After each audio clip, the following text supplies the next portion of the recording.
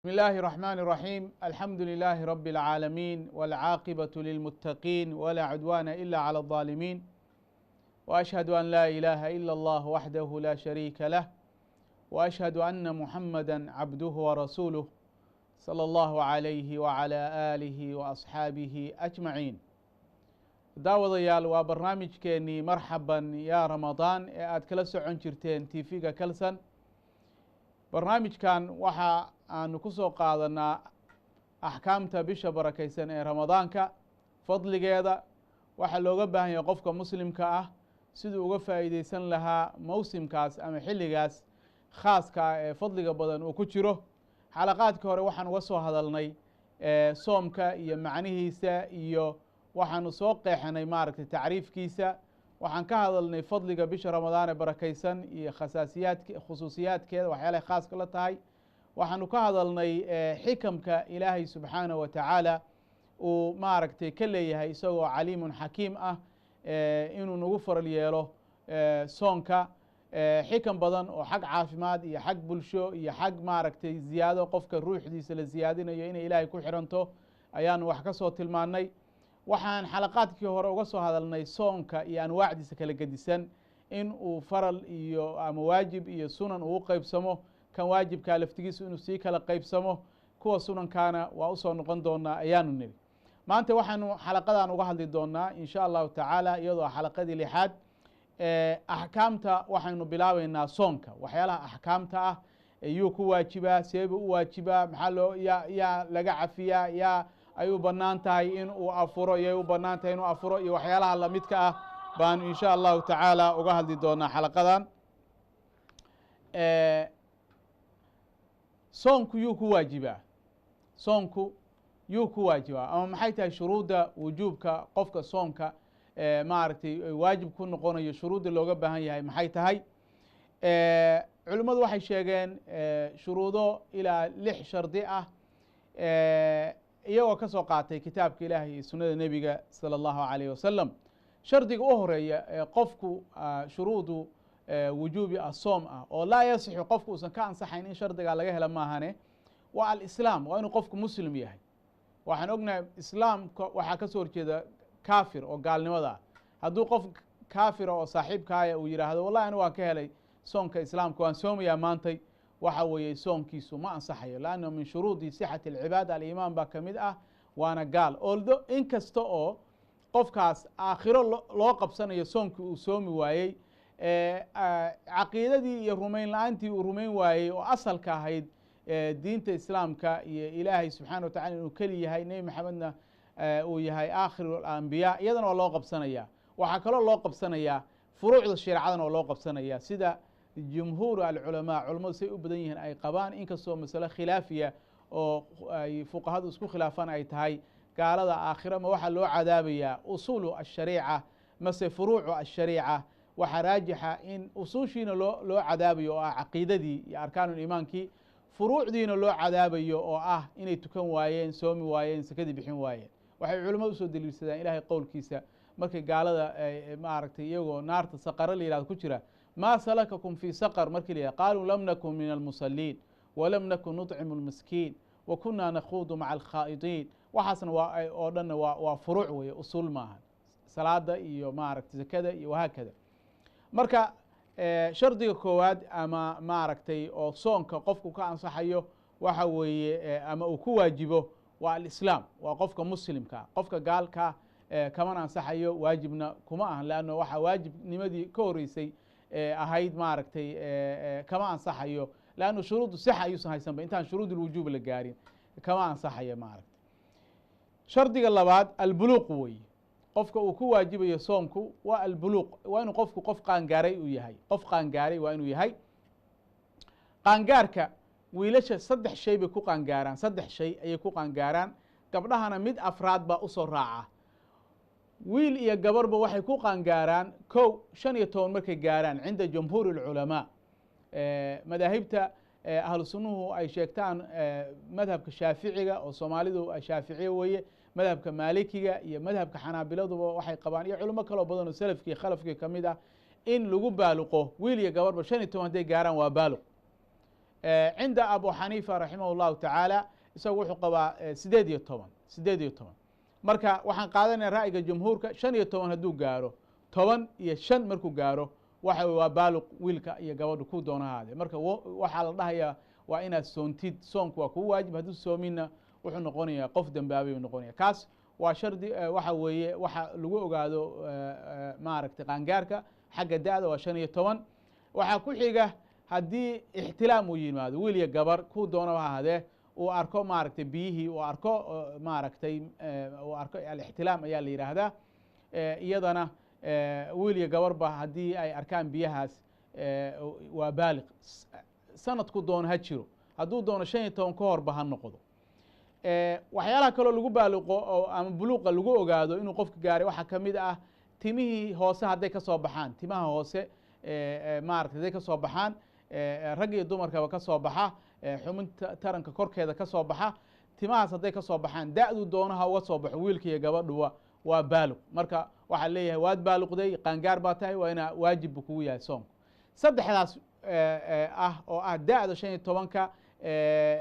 inuu qofkii ixtilaamo iyo inuu ixtilaamku waa manida biyaha manida ah maaragtay ama sbermaha lagu yiraahdo maaragtay luqadda qalaad ee ingiriiska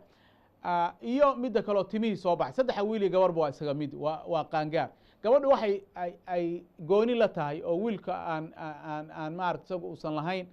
haddii ay dhiiggii caadada ay hesho waa qaangaar da'day doontaba ha ku heshee 9 sano ha ku hesho 10 sano ha ku hesho 11 ha ku hesho haddii ay hesho caadadii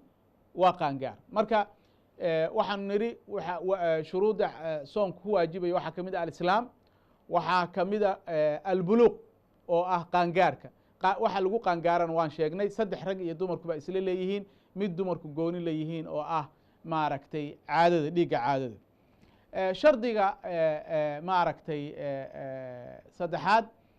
shuruudu wujuubi asoom oo qofka la dhahayo waa kugu waajibay waxaa ka mid ah alcaql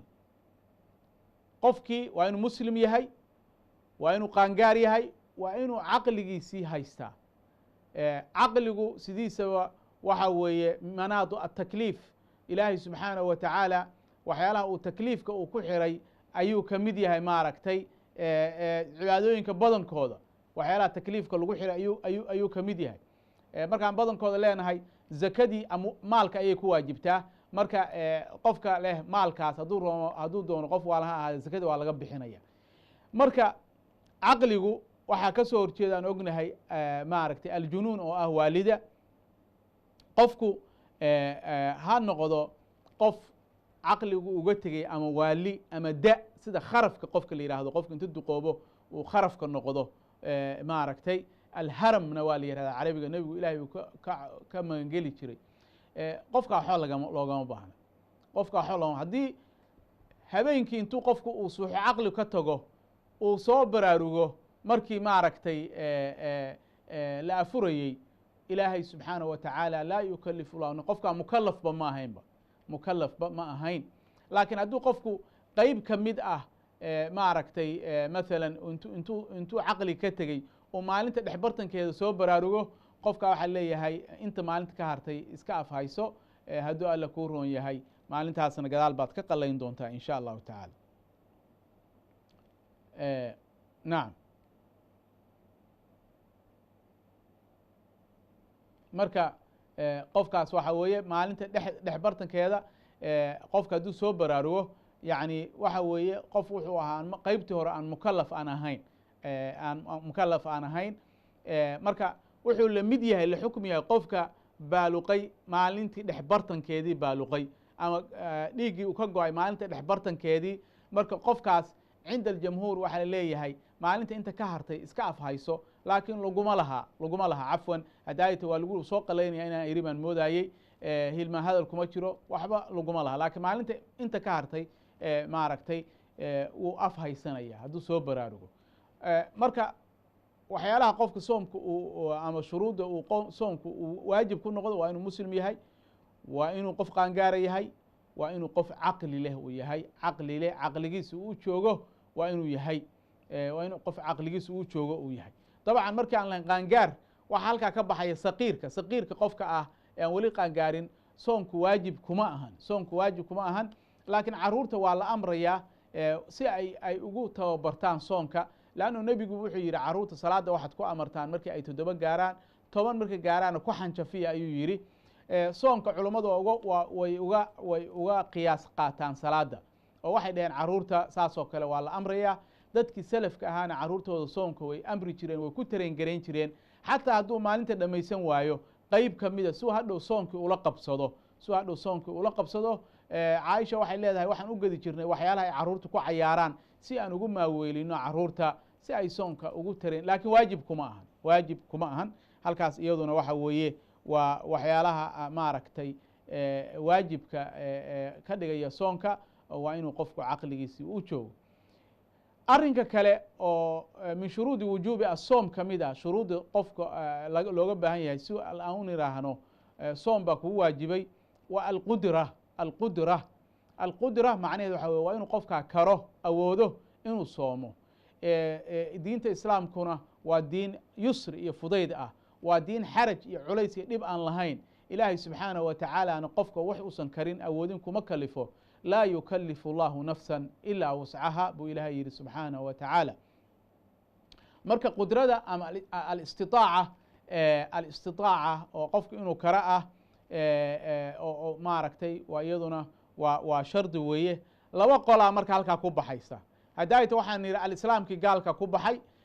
buluuqii qaangaarkaana qofkii yaraaba ku baxay caqligii aan shardinayn qofkii waalnaaba ku baxay alistiطaaca laba qof baa ku baxaysa laba qof ama laba qolo laba categori ayaa ku baxaysa qolada hore waa cajsun taari qof aan awoodin awood temporary ah ayaa ka maqan kumeel gaar ah oo yacni complete qof aan karin maahane waxaa ku yimid arrin taari ah oo kumeel gaar problem ama mushkilo ah baa ku timid oo jiroo kalea ku timid jiro qofku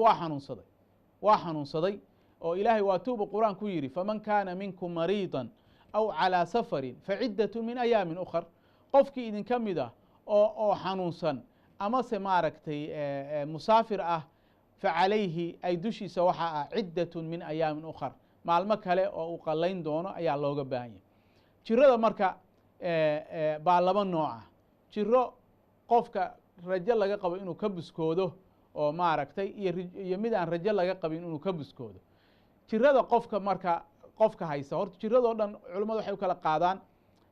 jiro qofka xanuun yar oo aan dhib aan soonka uusan dhib u keensanayn hadduu qofku dhaco meel yaroo xanuunaysa ama far yaroo xanuunaysa ama wax noocaasa waxa weeye waa inuu qofku soomo wey laakiin xanuun haddii uu hayo maaragtay diintu way u banaysay xanuunkaasi marka laba u kala qaadaan xanuunku haddii uu yahay xanuun aan maaragtay caafimaadkii dib aan u dhigayn hadduu yahay waxa weeye way isku khilaafeen oo uu soomi karo